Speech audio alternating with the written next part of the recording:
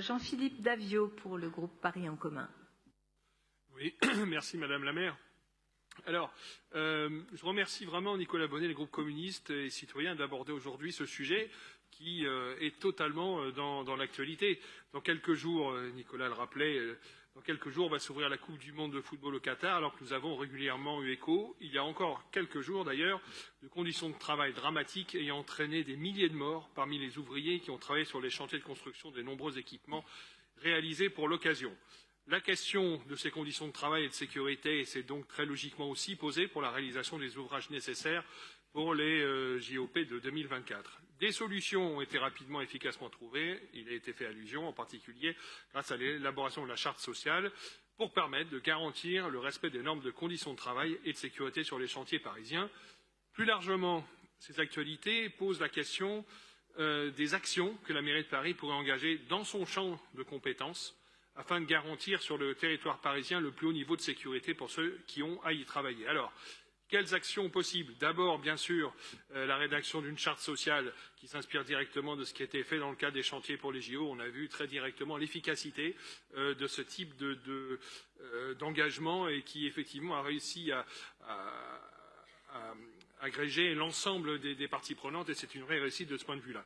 Rappelons ensuite d'ailleurs au passage que cette préoccupation qui nous occupe aujourd'hui n'est pas nouvelle, puisqu'elle est d'ores et déjà prise en compte en partie dans le schéma de promotion des achats publics socialement et économiquement responsables, SAPER, comme c'était élégamment appelé, qui prévoit une grande vigilance de la ville, notamment sur le sujet de la sous-traitance dans le cadre de la commande publique. Et rappelons aussi le gros travail réalisé en décembre dernier par Paul Simondon et Florentin Letissier dans le cadre de la rédaction de ce nouveau schéma parisien de la commande publique 2002-2026 qui prévoit, je cite, par exemple, de encourager la conduite responsable des entreprises, s'engager pour la conduite responsable des organisations, veiller à l'amélioration des conditions de travail.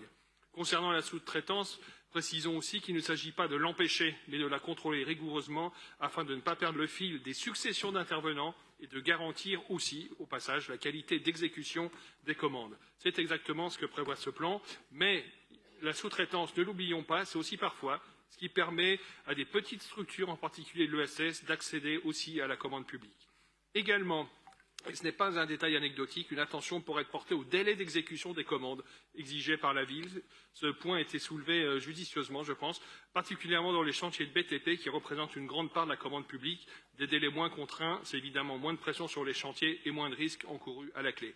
Un observatoire tel qu'il est proposé pourrait en effet s'avérer extrêmement utile afin de suivre de près la réalité des accidents du travail survenus sur le territoire parisien, surtout s'il y parvient, et c'est important, grâce à une large représentativité, à agréger des données souvent absentes des études. Enfin, la loi permet déjà à un décideur public d'exclure de ces marchés des entreprises condamnées pour des manquements contractuels graves. Donc la ville ne se privera pas d'avoir recours à ces articles du Code des marchés publics. En conclusion, même si la ville ne dispose pas de tous les leviers, elle peut néanmoins agir et ne s'en prive pas dans le cadre de l'exécution de ses commandes.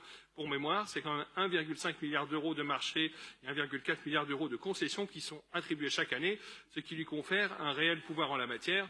Pour toutes ces raisons, le groupe Paris en commun votera bien entendu pour cette délibération. Merci beaucoup, Monsieur Davio.